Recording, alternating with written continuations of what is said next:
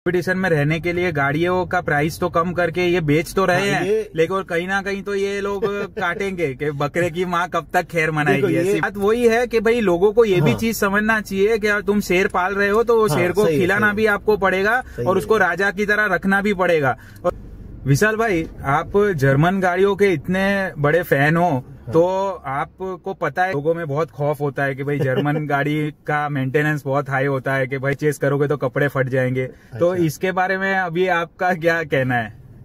देखो, मैं तो समझो कि मैं सेफ्टी का पहले से वो बहुत सोच रहा हूँ कि मुझे सेफ्टी ज्यादा चाहिए, मगर जर्मन कार में क्या है कि स्टैंड है, ओके, पावर है, ओके। अगर एक्सीडेंट की भी बात करें तो बहुत रेयर एक्सीडेंट जर्मन करके हुए हैं जिसमें आदमी की मौत हुई है। ओके, फैटेलिटीज कम, क्योंकि उनका जो फोकस है वो बॉडी स्ट्रक्चर स्ट्रेंथ के ऊपर ज्यादा है और पावर, इंजन का पावर। तो वो भी इंडियन माइंडसेट के हिसाब से सोच रहे कि छोटी कार जैसे काइलाक लॉन्च की उन्होंने, बराबर। अरे मुझे आपको ऐसा नहीं लगता कि ये लोग कंपटीशन में रहने के लिए गाड़ियों का प्राइस तो कम करके ये बेच तो रहे हैं, लेकिन और कहीं ना कहीं तो ये लोग काटेंगे कि बकरे की माँ कब तक खैर मनाएगी। ऐसी बात हो गई है। ये एक स्ट्रेटेजी रहती है। एग्जाम्पल देता हूँ कि जिलेट का ब्लेड अपन यूज करते हैं सेविंग के लिए।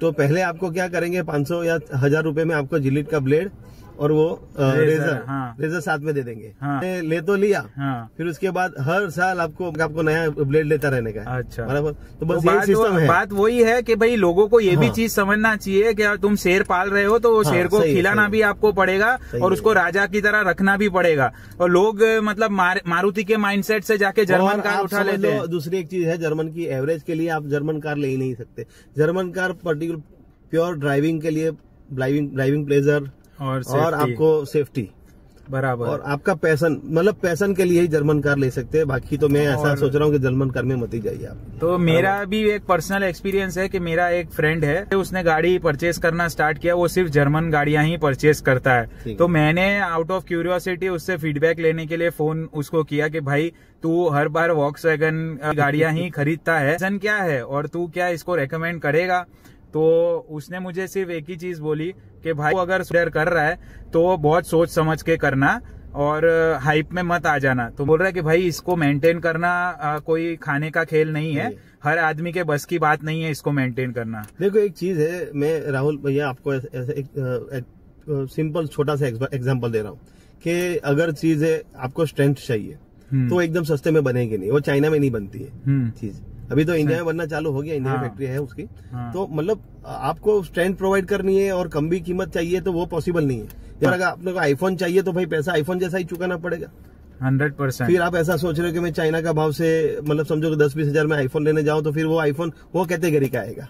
ये भी बात हुई कि भाई आजकल ये लोग सर्विस पैकेजेस ये सब ऑफर करते हैं। सर्विस पैकेज में उन लोगों ने थोड़ा वो किया है, एक नो डाउट है, वो बहुत अच्छी चीज है। क्योंकि उनका जो एक ऑफ था कि भाई जर्मन गाड़ी मतलब वो उसको उन्होंने काफी हद तक ब्रेक किया है। बट प्रॉब्लम ये है कि भाई उसने मुझे ये चीज बताया कि उसकी गाड़ी का क्लच पैड फेल हो गया था, ब्रेक क्लच पैड घिस गए थे, तो उसको रिप्लेस करने में उसको 35,000 का खर्चा आया।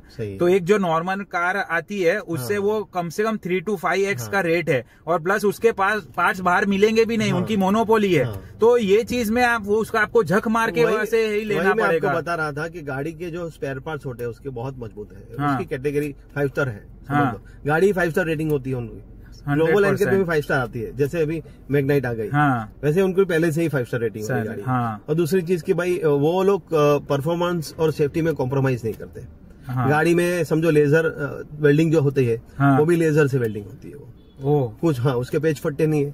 और उनका जो कलर की क्वालिटी है, कलर क्या लेवल, 6-7 लेयर, 7 लेयर। आप कोई भी उठा के गाड़ी 10 साल पुरानी भी आप देख लो, उसके कलर की जो क्वालिटी है वो अपनी कलर क्वालिटी आप ऐसे ही पता चल जाएगा। कार को लेके आप धूप पे रख दो और सामने दूसरी कंपनी की कार रख दो, बराबर, दोनों के साइन में, या फिर बारिश हो, धूल मिट्टी लगी हो गाड़ी को, आप दूर से ही देख लो, आपको पता चल जाएगा दोनों में। गाड़ी को खाली कपड़ा मारोगे जर्मन कार को तो उतना साइन करेगा उसका कलर, और वहां पे आपको कपड़े मारो, वो पर पॉलिशिंग कराओ गाड़ी, फिर भी आपको वो गाड़ी में मतलब एनी अदर कार में आपको उतना साइन नहीं आएगा। तो ये दिक्कत रहती है।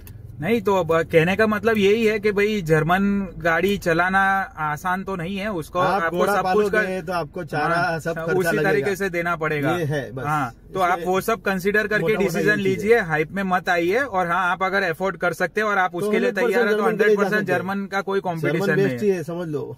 ओके, सेफ्टी वाइज भी अच्छा है। ठीक है, थैंक यू।